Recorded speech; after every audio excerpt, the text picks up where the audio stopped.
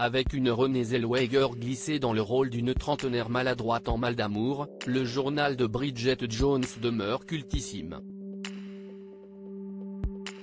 Pourtant, l'actrice était loin d'être le premier choix pour incarner l'héroïne de la comédie romantique qui devait initialement être portée par d'autres actrices bien connues.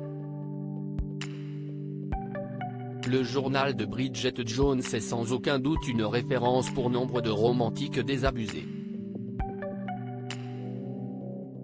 Plus de 20 ans après sa sortie, l'adaptation cinématographique du roman éponyme de la journaliste Hélène Fielding demeure inlassable.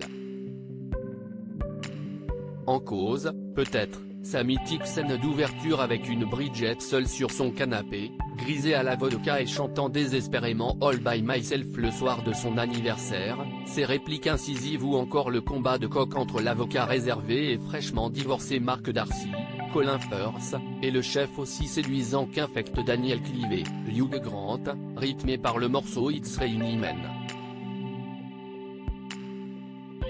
Outre ce florilège d'instants mythiques, la comédie romantique des années 2000 doit certainement sa réussite à Renée Zellweger qui, glissée dans la peau d'une jeune célibataire désespérée et un peu gauche, apparaît brillantissime. S'il semble difficile d'imaginer meilleure héroïne, celle qui a pris une dizaine de kilos pour les besoins du film n'était pourtant pas le premier choix. La réalisatrice Sharon Maguire s'est d'abord tournée vers plusieurs autres actrices avant de se résoudre à laisser la blonde oscarisée pour Judy incarner Bridget Jones. Dernière appelée du côté des premières sélectionnées figure d'abord Toni Collette.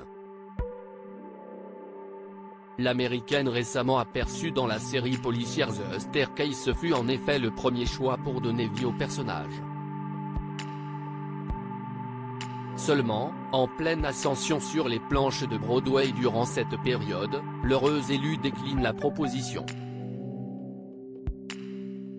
Après ce refus, c'est la célébrissime Kate Winslet qui a par la suite été sélectionnée.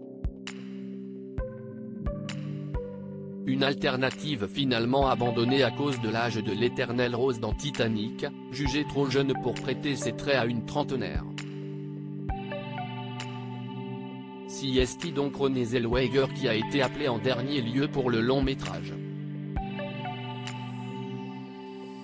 Nul doute que le destin fait bien les choses.